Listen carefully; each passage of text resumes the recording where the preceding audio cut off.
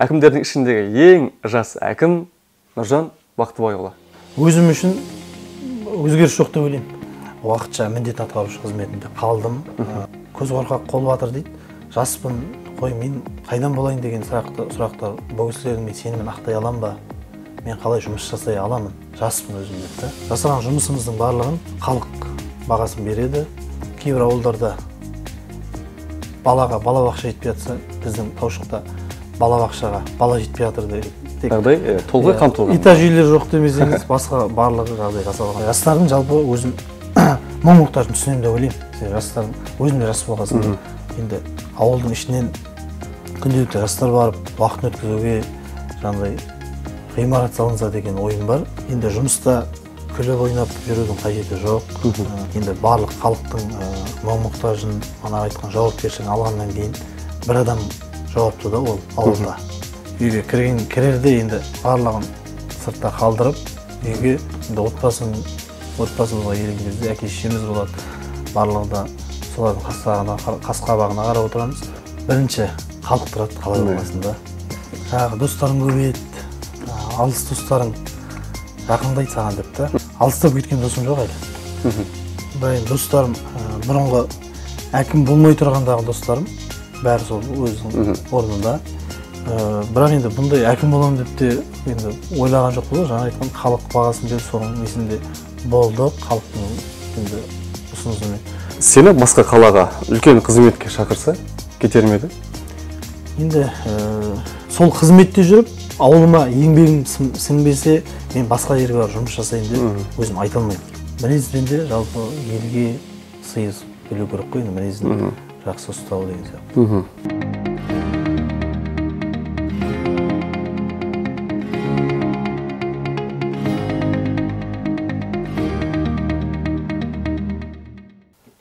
Құрметті достар, қайырлы күн барлықтарыңызға. Бүгін эфирде лекториум жобасы.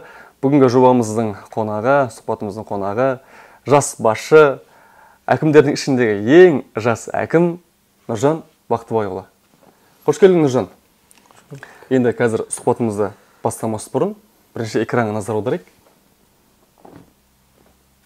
Бақтыбаев Нұржан Бақтыбайұлы 1994 жылы 29 мамырда Маңғыстау облысы Түпқараған ауданы Таушық ауылында дүниеге келді. 2001-2012 жылдар аралығында Таушық ауылының шахта орта мектебін бітірді.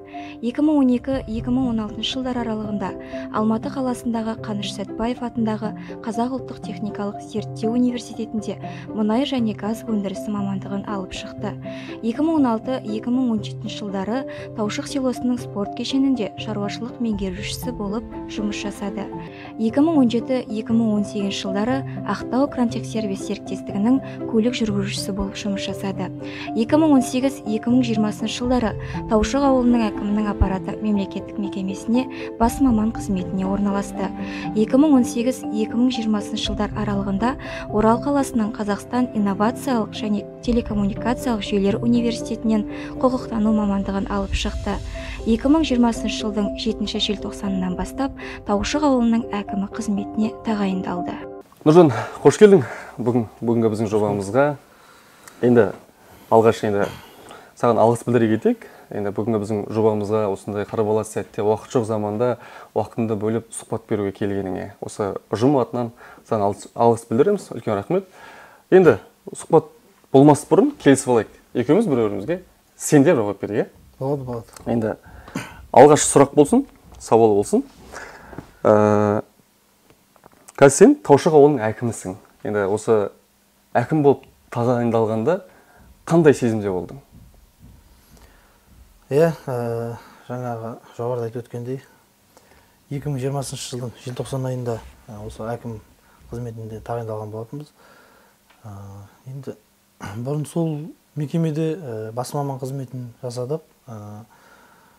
Енді басында енді сезім жаңағыдай жауапкершілік қой, ең бастысы. Бұрын енді бас маман болған кезде әйтеуір өзімізден жоғары бастығымыз болды, әкім болды, басқа. Сосын жауапкершілікті сол кісіде болғасын, бізде енді орындаушылық жауапкершілік болды да. Қазір енді барлық осы ауылдың тұрмыс тіршілігі, барлық болатқан жағдай ауылдағы барлығына тікелей жауапты болғаннан кейін жауапкершілік, кішкене жауапкершілік болғасын, адамда қорқыныш та болады, қуаныш та болады, барлығы сол ненің ішінде ғой енді. Үлкен жауапкершілік мойныңа артылды, иә? Артылды, иә. Жақсы. Тағы мындай сұрақ болсын. Әкім болғанға дейінгі Нұржан мен әкім болғаннан кейінгі қазіргі Нұржан қандай? Енді сол әкімшілікте жұмыс бастадық 2018 жылы бас маман қызметінде, жаңа айтып өткен. Сол жерде 2 жыл 8 айдай қызмет жасаппын. Жаңа айтып өткен. Енді орындаушымыз тапсырма береді, әкім өзіміздің орындаймыз, өзіміз деңгейімізде. Содан кейін енді мына қызметке келгеннен кейін қазірде 4-5 айдың жобасы болды, қызмет бастағанымызға да. Енді сол баяғы қалпымызда деп ойлаймын. Енді оның барлығын тұрғындар, өзіміз ауылымыз тұрғындары жаңағы сырт көз адам. Сырт көз береді ғой енді қазір. Халық береді деген сияқты ғой бағасында. Енді бірақ енді өзіме тікелей енді ішкі нем бойынша бұрынғы сол қалпымда сияқты. Баяғы Нұржан. Орындаушылық, жаңа енді халық әртүрлі сұрақтармен келеді. Қазір қызмет, мемлекеттік қызметтің басты міндетіміз сол ғой. Халыққа жұмыс жасау, халық үшін жұмыс жасау. Әлі сол неде жұмыс жасап жүріп, енді ешқандай өзім үшін өзгеріс жоқ деп ойлаймын. Өзгеріс жоқ. Нұржан, енді келесі сауал болсын. Осы әкім болу, біреу сенің кандидатураңды ұсынды ма, әлде өзің ұсындың ба? Енді жалпы әкім болу, әкіміміз кетіп жатыр, басқа әкім келеді деген тұрғындардың арасында, әкім басшылық ауысатын кезде көптеген жаңағы нұсқалар, әртүрлі әңгіме жүреді ғой. Біреу анау болайын деп жатыр, біреу мынау болайын деп жатыр деп. Енді шынын айтқанда сол уақытта мен әкіміміз кеткен уақытында мен орында уақытша міндет атқарушы қызметінде қалдым. Сол қазан айында. Енді қазан, қараша айларында. Енді ол кезде жалпы бірінші ауыл үлкендері, ардагерлеріміз, одан қалай өрді, ауыл жастары, маған өздері былай енді жұмыстан тыс уақытта келіп өздері айтатын маған.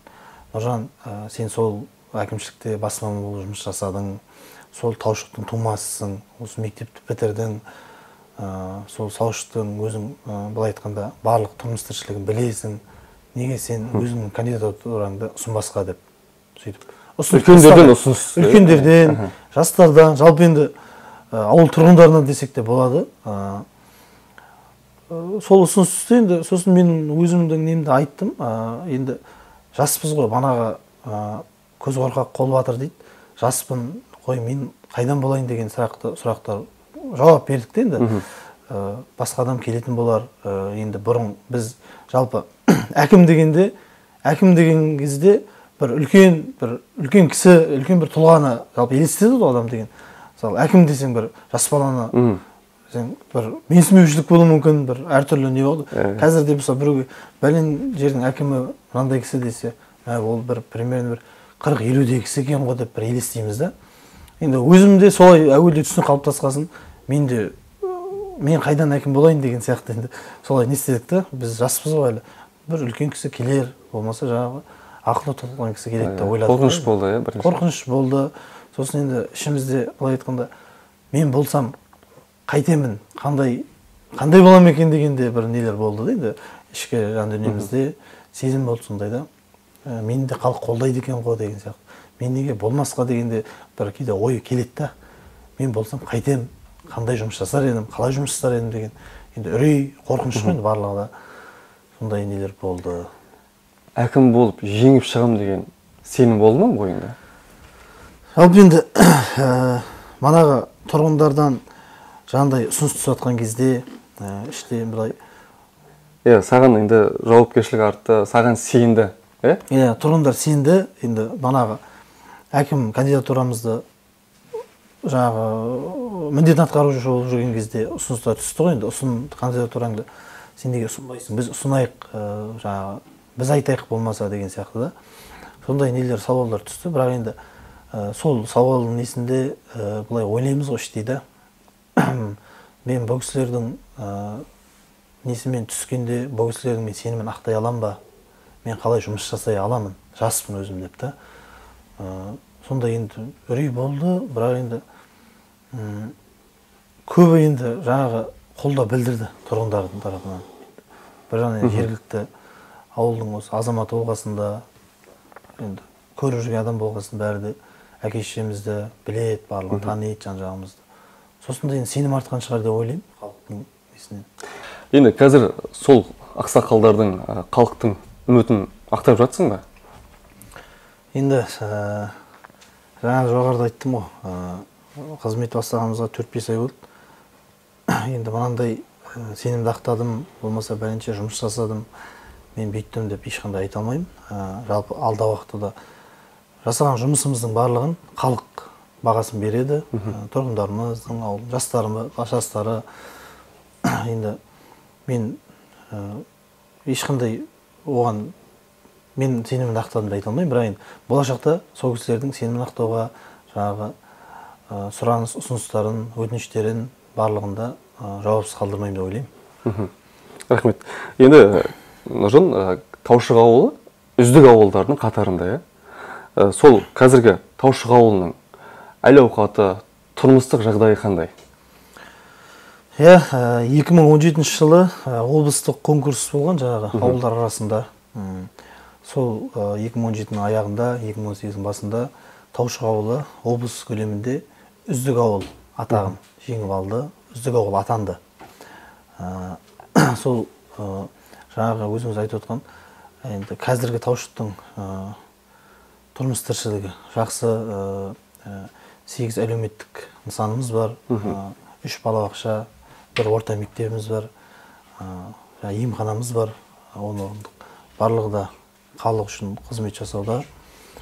Енді балабақшаларға тоқтала кететін болсақ, балабақшалардың барлығында бала толықтай қамтылған. Ауылымыздың ардагер ұстазымыздың сөзі бар. Кейбір ауылдарда балаға балабақша жетпей жатса, біздің Таушықта балабақшаға бала жетпей жатыр деген сондай несі бар да, сөзі қалыптасқан. Шынында да сол сияқты бізде баладан енді балабақшадан да ешқандай мәселе жоқ деп ойлаймын. Енді қазір енді жаңағы орталықтандырылған су қорымен барлығы жабдықталған, электр желісімен де, газ желісімен де толық қамтылған. Енді жаңағы үздік ауыл атанған кезде бізге жаңағы қаражатын береді ғой. Сол қаражатты ауылымыздың бұрынғы көше жарығы, бұрынғы өздеріңіз білесіз ғой, жаңағы сары бір күңгірттеу болып тұратын еді ғой. Соны қазіргі заман талабына сай электр үнемдегіш диодтық режимдегі шамдармен ауыстырған болатынбыз. Қазіргі таңда енді ауыл толықтай көше жарығымен қамтылған, және де диодтық режимдегі да, заман талабына сәйкес. Енді тұрғындардың да барлық енді қаламен деңгейлестесе де болады. Жағдай толық қамтылған. Этаж үйлер жоқ демесеңіз, басқа барлығы жағдай жасалған. Көп ауылдан жақсы. Үздік ауылдардың бірі. Енді Нұржан, келесі сауалды жастарға бұрсақ, жастарға, Таушық ауылының жастарына қандай қолдаулар көрсетіліп жатыр? Енді жастарға келетін болсақ, жастардың өзі бір жаңа айтқан үлкен бір тақырыпта. Жастар саясатын қолдау, жалпы президентіміз Қасым-Жомарт Кемелұлы Тоқаевтың өзі айтқан жастарды қолдау керекпіз. Жастар жылы деген өзіміз жылымызды өткіздік. Енді жас мамандарды тағайындау, жас мамандарды қолдау мақсатында жаңағы мемлекеттік саясат жұмыс жасауда. Қазір енді соның бірі өзім мысалы мына әкімдік қызметке 26 жасымда әкім қызметіне тағайындалып отырмын ғой. Соның өзі де мемлекет тарапынан қолдау бар деген сөз.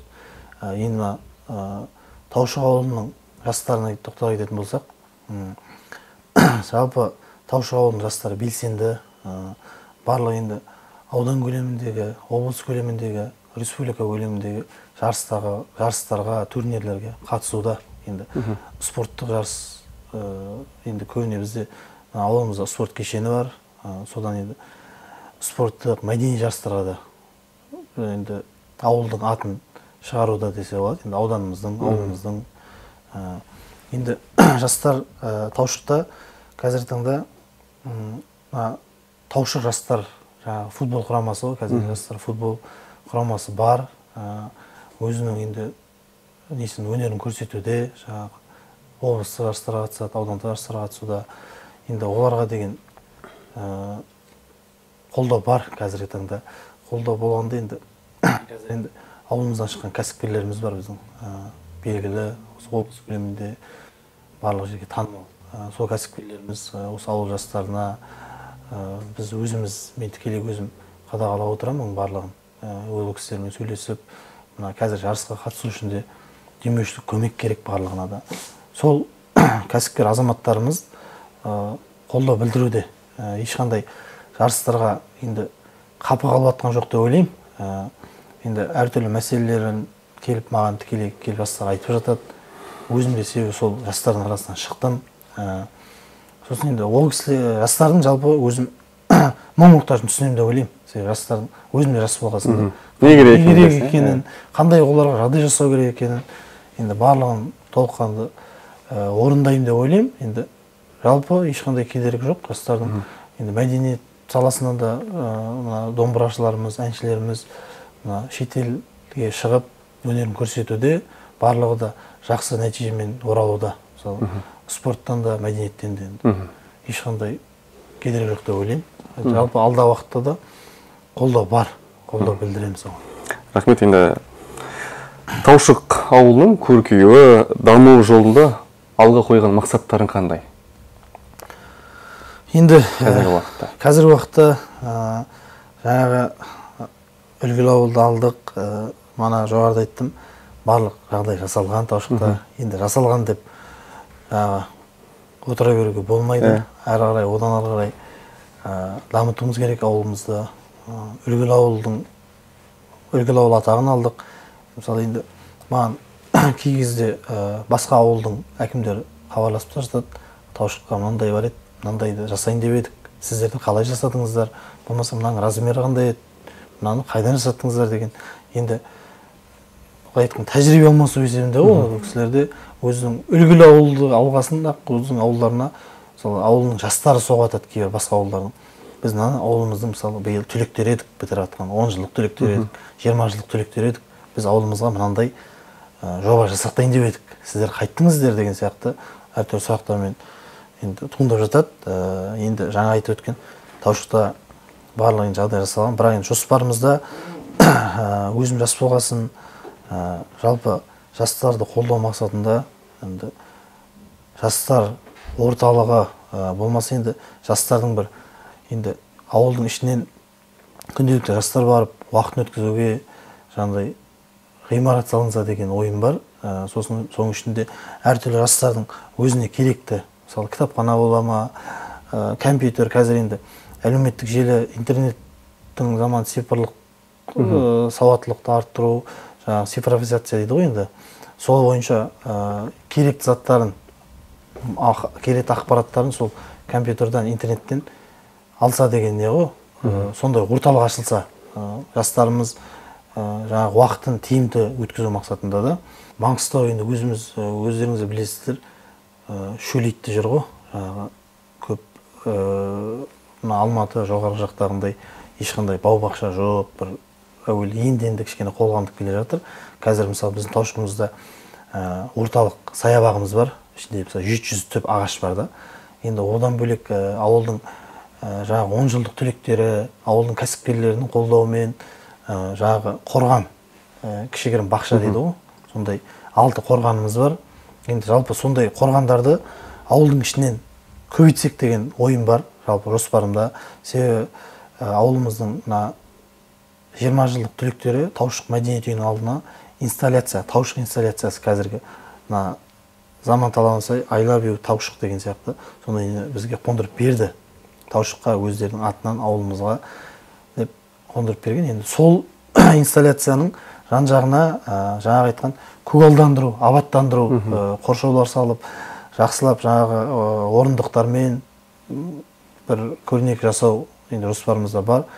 Енді жалпы жаңағы айтып өткенім, біздің орталық саябағымыздың өзі 1939 жылы құрылған ғой. Ауыл құрылған кезде соны егіп, ағаштарын егіп, содан бері тұр. Оның ағаштары да айтқанда үлкейіп, қазір өзі ағаш бәленбай жыл өмір сүреді дегенмен де қазір құлау, қар жауған кезде құлау, сынуы орын алуда. Енді жалпы болашақ сол сияқты жаңағы атаңнан мал алғанша талғасын дейді ғой енді.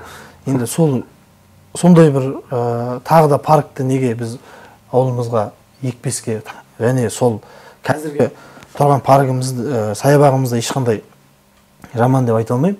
Жақсы, күз мезгілінде, көктем мезгілінде мына қазіргі үйленіп жатқан, отау құрып жатқан жастарымыз келіп, жаңағы фотосессиясын сол жерден өткізеді. Енді сол саябағымыздың үшін ары қарай неге абаттандырмасқа деген ойым бар да. Енді оны алда уақытта жоспарда бар, абаттандыру, ішіне әртүрлі адамдар келіп отырған кезде жайлы, ыңғайлы, сондай қылып енді заман талабына сай жабдықтау жоспарында. Енді сол жоспарлар сәтті орындалсын деген ниет тілегіміз бар. Енді келесі сұрақ болсын, Нұржан қандай басшы? Жұмыста қаталсың ба? Енді жұмыста талап болады, талап етеміз, жұмыс жасалу керек. Ол жаңағы енді жұмыста күліп ойнап жүрудің қажеті жоқ.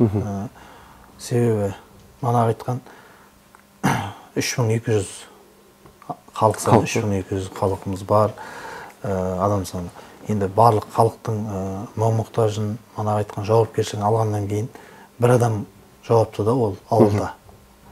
Ол қалғандары жаңағы қасымдағы қызметкерлерім барлығы да өздігінше жауапкершілігі бар, барлығы да жұмысқа. Бірақ енді жұмыс болғасын қаталдық та болады, талап қойылады. Енді үнемі енді жаңағы қабағын түйіп жүру дегенде ол отбасыңа да әсер тиіп кетуі мүмкін. Отбасымыз болғасын.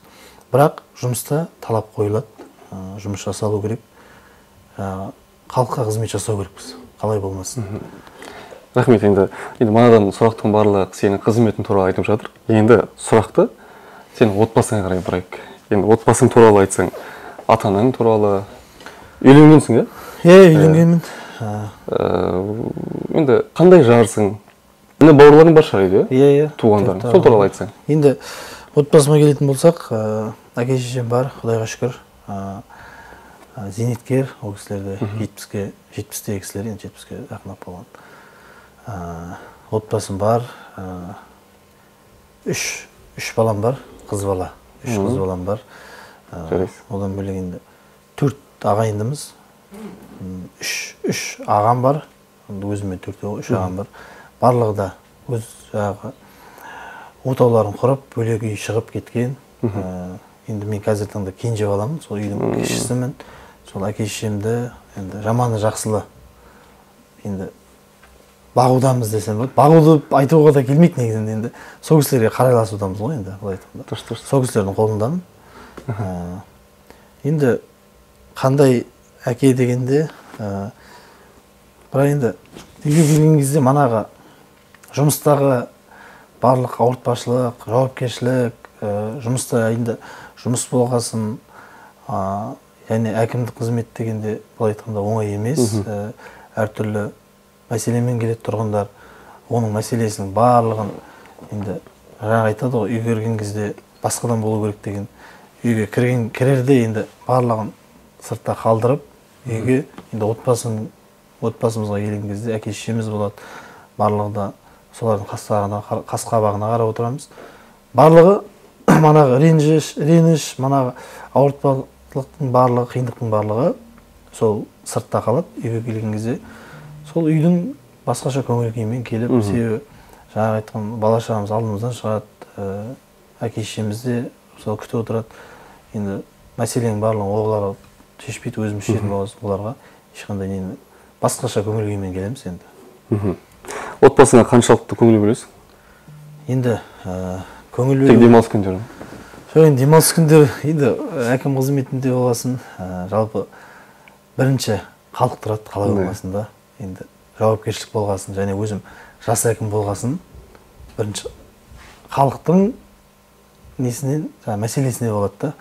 Кей кездерде жұмысқа, үйге жай барып атамыз, жұмыс бітпейді, бір қызмет, бір мәселені шешу барысында болмаса, бір нені аяқтау барысында кішкене кідіріп қаламыз, бірақ енді жаңағы үйге барғанда енді жаңағы нелерімізді ұмытып барамыз ғой енді. Қызметті де жасау керек, жұмысты да аяқтау керек. Отбасыңа мейлінше уақытыңды бөлесің. Бөлем, енді. Үлкен рахмет, Нұржан. Енді саған тағы да дайындалған тосын сыйымыз бар.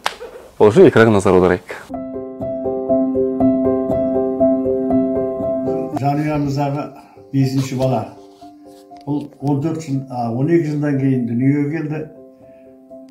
Сүткен жеміз. Бірақ енді соған қарамастан ол бала кезден кішкентай күнінен қатты ерке болған жоқ. Ата-ананың қасында бірге жүрді көп жылдар, мектепке барғанша. Өрескел ұзақыда болған жоқ, бірақ біздің айтқанымыз тыңдап, тәттілерді көп сұрамайтын, жоқ десең түсініп, оған көп жыламайтын, сондай бала болып өсті. Мұғалімдерді жақсы біледі. 9-шы класстан бастап ғылыми жобаға қатысып, адай жылқысының қасиеттері жөнінде ғылыми жоба дайындап, Алматы қаласына барып, содан 2-ші орын алып, бағалы сыйлықтарымен келді. Алдына қойған мақсатын орындауға, соны тиянақ етуге ұмтылысты бар. Жаңағы айтқан жанұямыздың ең кенжесі, ол кенже болғанмен де қатты өрескел тентек болған жоқ. Бауырмал болды, көршілермен де, көршілер келгенде де соларға шай бергенді жақсы көріп, шай ішпесе нан ауыз түй деп нанын алып жүгіріп жүретін сондай елгезек бала болды. Ол енді көршілермен де жаңағы ұрысып, төбелесіп, ешқандай не қылған жоқ. Өзі кішіпейіл, құрттайынан бауырмал, сондай бала болып өсті. Оқып жүріп, үйленді. Қазір жанұясы бар, 3 кішкентайымыз бар, келініміз бар. Енді бәрі де сол Нұржанның талабына қарай, сол Нұржанның көзқарасына қарай өмір сүріп жатыр.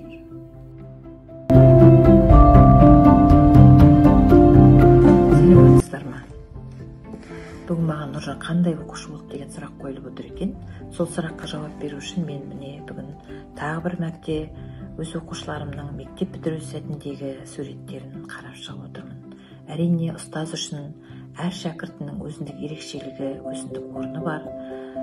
Соның ішінде Нұржан туралы айтып өтетін болсам, Нұржан өзі ақ көңіл, үнемі күліп тұратын, ашық мінезді, құрбыларының арасында сыйлы оқушы болып, мектепте өтетін тәрбиелік шаралардың, қоғамдық шаралардың басы қасында жүретін ұйымдастырушы ретінде көзге түсіп жүрген оқушылардың бірі болды. Қандай істі тапсырмасын Нұржан өзі үлкен жауапкершілікпен қарап, соны бір тындырымды атқарып шығатын. Айналасына сыйлы, үнемі көмектесуге жүгіріп тұратын, қолғабыс етуге дайын тұратын оқушы ретінде өзінің бір адамгершілік қасиеттер жағымен де жақсы оқушы ретінде мұғалімдердің, ұстаздарының көңілінен шыққан оқушы болды. Міне осындай адами қасиеттерінің, мінез-құлқының қалыптасуы бұл әр алдымен отбасылық тәрбиеге байланысты деп білемін. Нұржанның ата-аналары да ел басқарған, елге сыйлы, алыс жақынға, ауылға беделді адамдар. Мен Айтқазиев Елдос, Бақтыбаев Нұржанның бала кезінен бірге өскен досымын, көршісімін, әрі сыныптасымын. Нұржан досқа адал, берген уәдесіне тұратын жігіт. Досқа дегенде қол ұшын беруге дайын, мейірімді, ақ көңіл. Сол мына қасиеттеріне қарап, мына бір мақал есіме түсіп отыр. Жақсыға ерсең, жетерсің мұратқа, жаманға ерсең, қаларсың ұятқа. Осымен сөзімді қорытындылайын.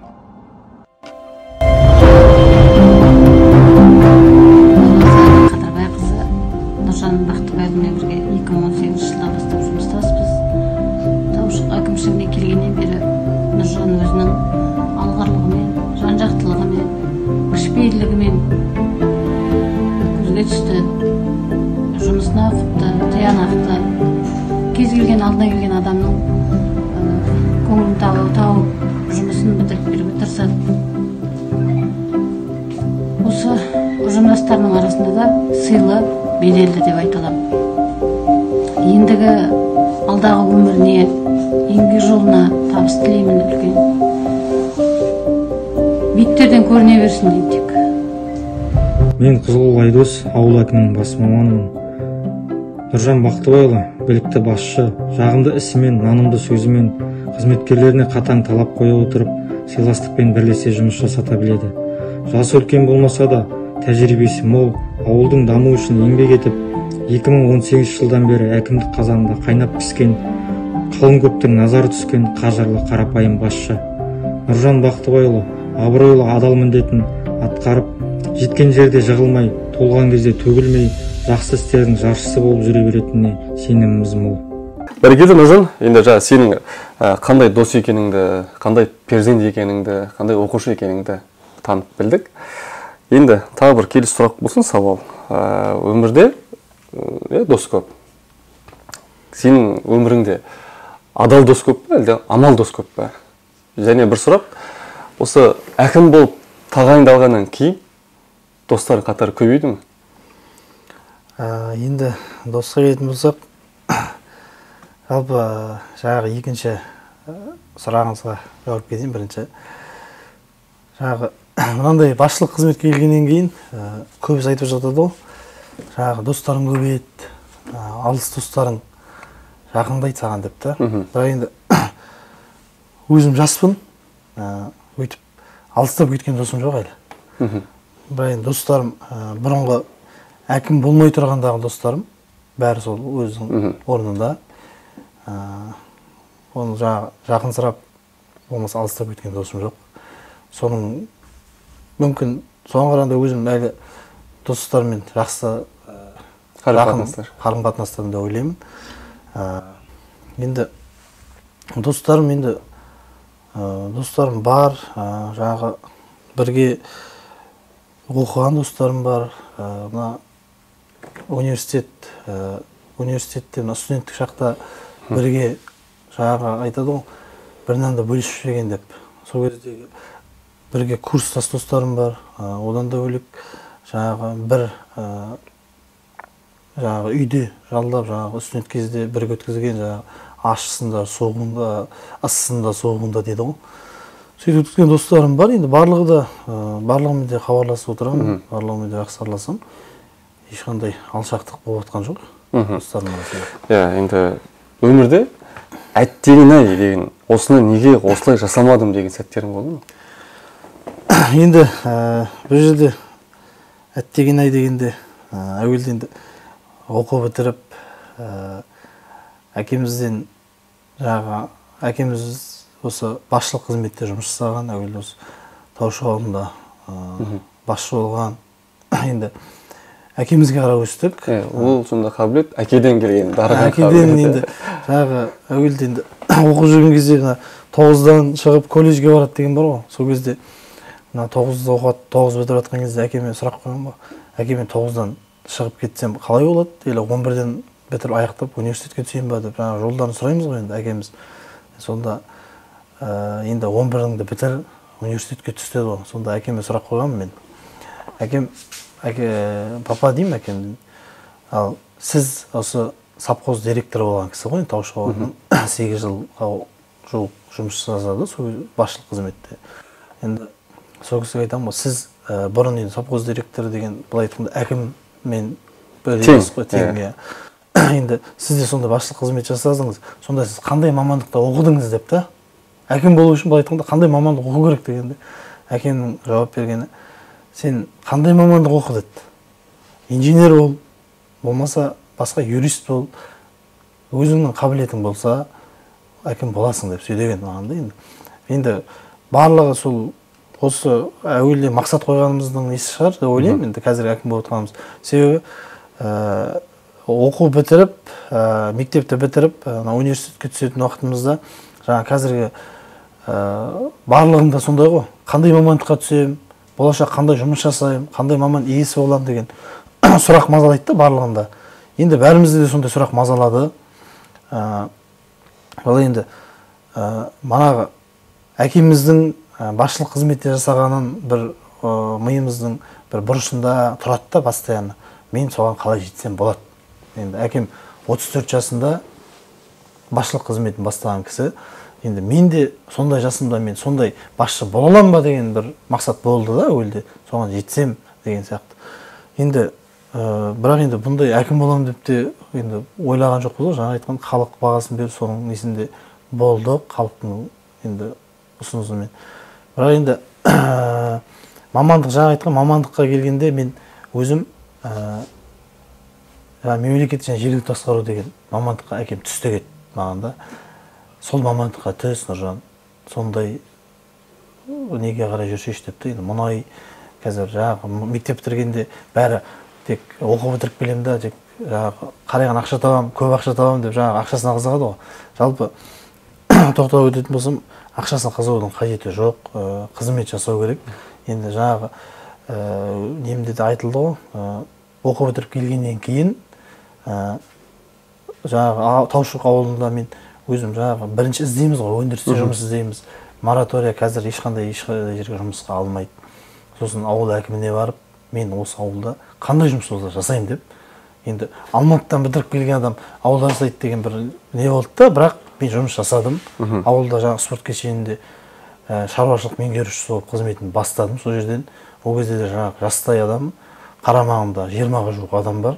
Тазалықшым бар, нем бар, барлығын тәбілін қоямыз, барлығына былай айтқанда бастықтан кейінгі қызметкерлер жұмысқа келіп кетуін қадағалап, сол жерде мен 35 мың теңгемен жұмыс жасадым әуелде енді. Ең төменгісі да, сосын жастар практикасында да ол кезде 35 мың теңге ақша береді. Соны 6 ай жұмыс жасадым, сосын бір жыл одан ауысып жаңағы жүргізуші қызметіне бардым. Ода да 70 мың жұмыс жасадым, сосын әкімдікке келдім.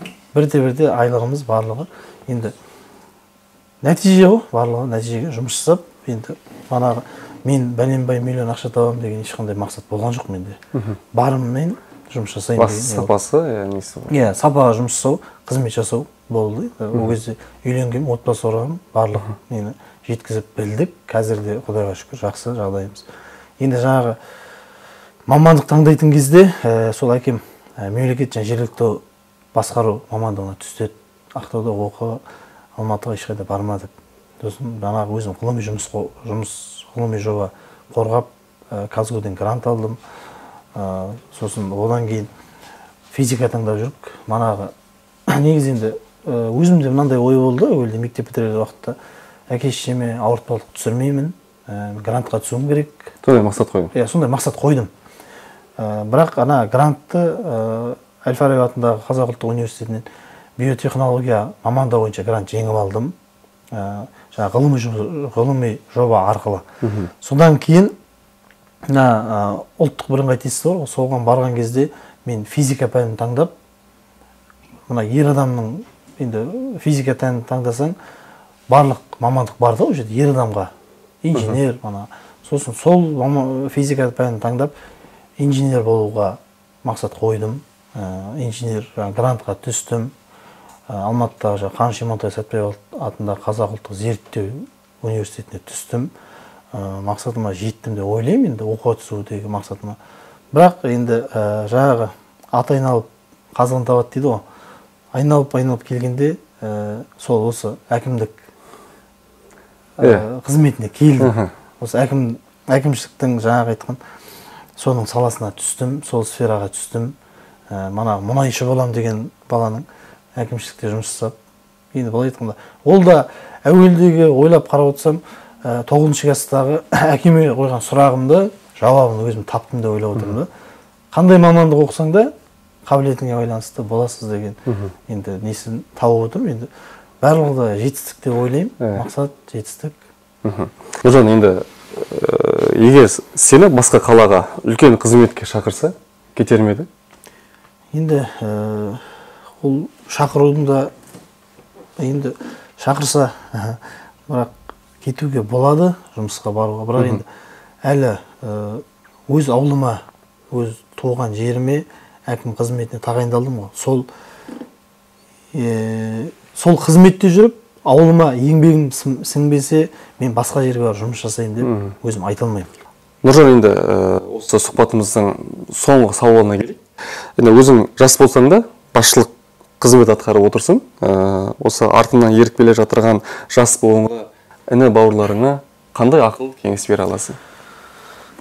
Енді жастарға жалпы белсенділік, еліне қызмет жасау, жалпы жастарға қолдау болса, жастарға жаңа айтқан болар баланың бетінің қақпа белін бол дейді. Сол сияқты жастарға қолдау болса, жастар көп нәрсеге үмітті ақтайды деген ойдамын. Жастар шыншыл, төзімді, ақылды болу керек деп ойлаймын. Қазіргі заман, қазір енді интернет, цифрлық сауаттылық жоғары болу керек жастарда. Сауатты болу керек. Еліміздің дамуына үлес қоса білу керек. Үлес қоса білу үшін жаңа айтқан білімде болу керек. Білімде болу керек. Және де Әлихан Бөкейханов атамыздың айтқан сөзі бар. Ұлтқа қызмет біліммен емес, мінезден дейді. Мінезбен де жалпы елге сыйыз білу керек қой, мінезін жақсы ұстау деген сияқты. Рахмет, Нұржан. Рұқсат етсең, бүгінгі сұхбатымызды қорытындылайық. Сен енді сұхбаттасқанымызға өте қуаныштымыз. Саған үлкен рахмет. Тағы да осылай уақыт жоқ заманда уақыт бөліп сұхбатымызға келгеніңе.